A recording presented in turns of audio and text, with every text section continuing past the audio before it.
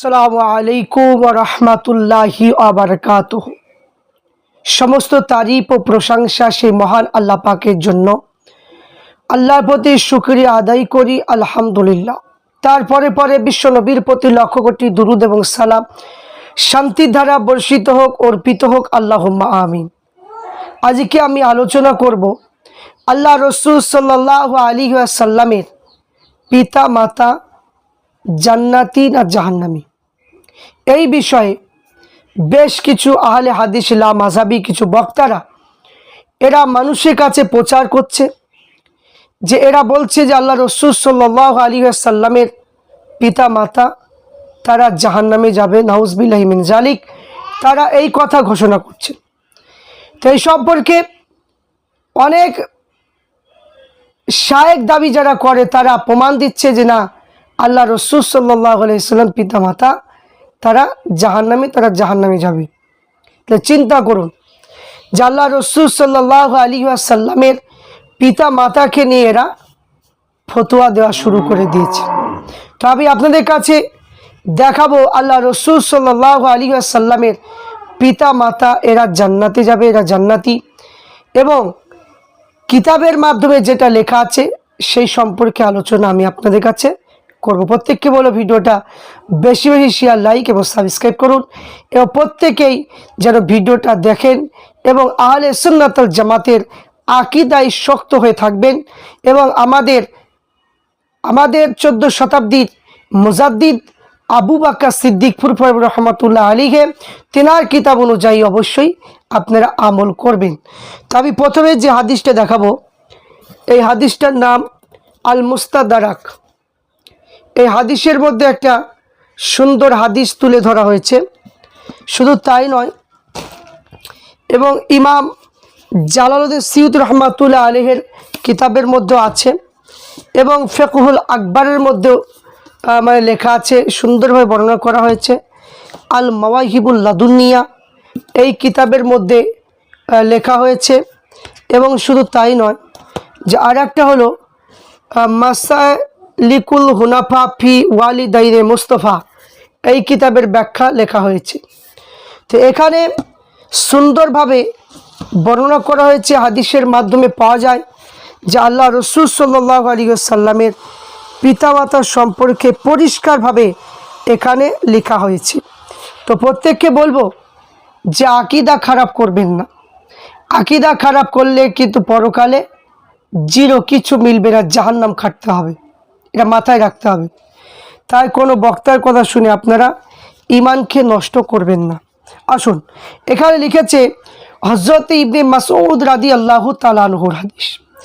হযরত ইবনে মাসউদ রাদিয়াল্লাহু তাআলা আনহু বলে, একদা আনসারী এক যুবক আল্লাহ রসুল সাল্লাল্লাহু আলাইহি ওয়াসাল্লামকে প্রশ্ন করলেন, এবং ইবনে মাসউদ বলে তার চাইতে রসুল পাককে অধিক প্রশ্ন করতে কাউকে দেখিনি।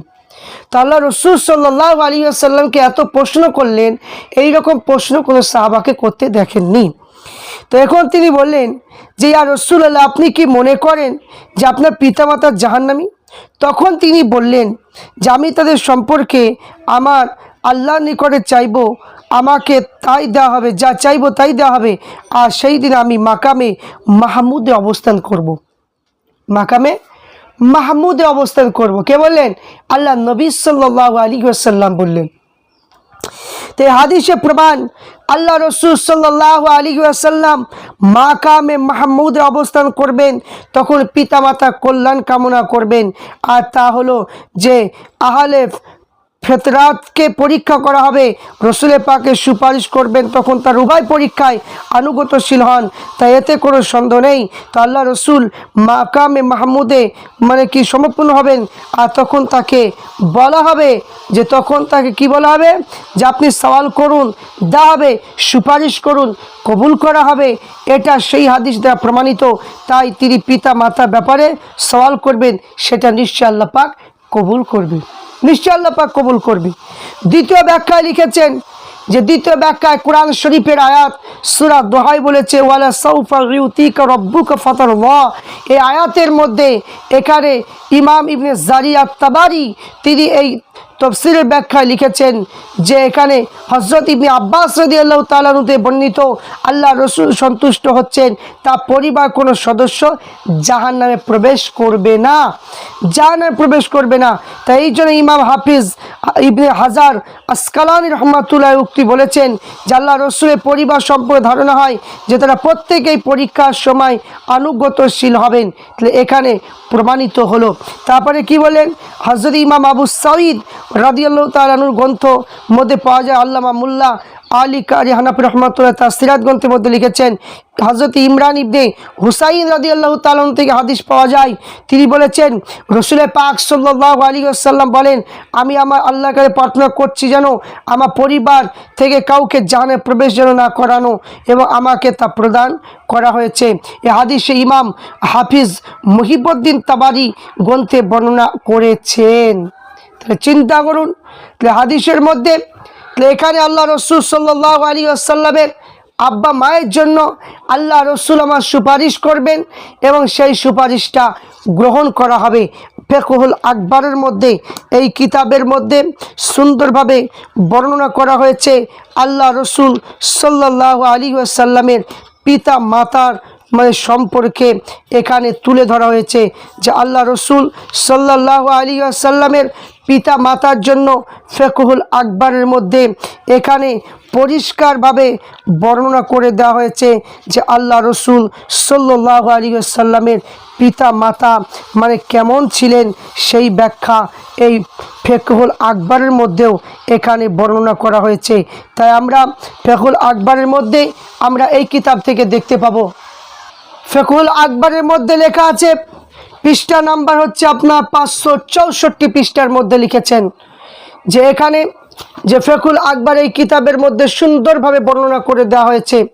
এখানে লিখেছেন যে আল্লাহ রসুল সাল্লাল্লাহু আলাইহি ওয়াসাল্লামের পিতামাতা মৃত্যু কুফরি অবস্থায় হয়নি। ফায়দা, আল ফিকহুল আকবরের কয়েকটা নুসখা কপি বর্ণিত হয়েছে, সেগুলি ইবারত মূল পাঠ্য পরস্পর বিরোধীপূর্ণ। এখানে ফিকহুল আকবর অনেক রকমের কিভাবে ব্যাখ্যা করা হয়েছে, অনেক রকমভাবে লিখেছেন।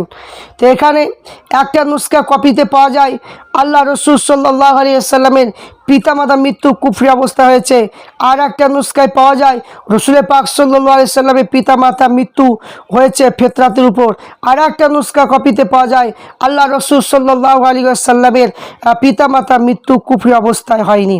তাই প্রথম নুসখা কপি যেটা কুফরি অবস্থায় মৃত্যুর কথা বলা হয়েছে, এই নুসখা কপি ব্যাপকভাবে পাওয়া যায়। তাই বাকি দুই নুসখা কপি আলোচনা কি করে সাপেক্ষ কি করেছেন। তাহলে এখানে যেটা কুফরি অবস্থায় যেটা বলেছে এটা খুবই বাজারে ভাইরাল করে দিয়েছে, খুবই সেটা নিয়ে আলোচনা করা হয়েছে।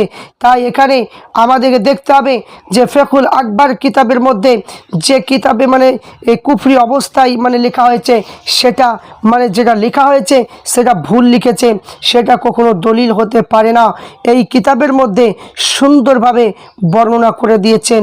তারপর লিখেছেন কি যে 569 পৃষ্ঠার মধ্যে লিখেছেন যে উল্লেখিত নুসখা কপি আর একটা আমরা নির্ভরযোগ্য ইবারতে মূল পাঠে এটাই লিখেছেন যে রাসূল পাক সাল্লাল্লাহু আলাইহি ওয়াসাল্লামের পিতামাতার মৃত্যু কুফরি অবস্থায় হয়নি, কুফরি অবস্থায় হয়নি।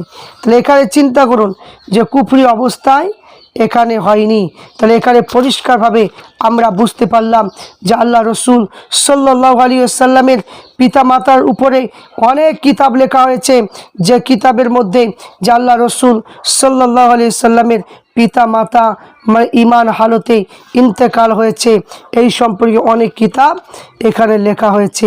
শুধু তাই নয়, এখানে আরও বলা হয়েছে যে রাসূল পাক সাল্লাল্লাহু আলাইহি ওয়াসাল্লামের পিতামাতা মৃত্যু হয়েছে ওহী নাজিলের পূর্বযুগে, ওহী নাজিলের পূর্বযুগে।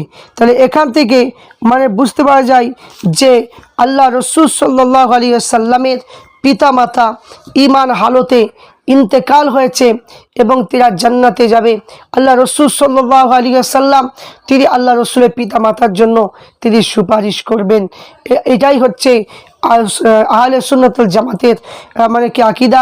তাই এখানে আমি বলতে চাই, যারা এই ধরনের কথা বলবে তাদের কথা, তাদের বক্তব্য একদমই দূরে থাকতে হবে, তাদের বক্তব্য থেকে আমাদেরকে একদমই দূরে থাকতে হবে।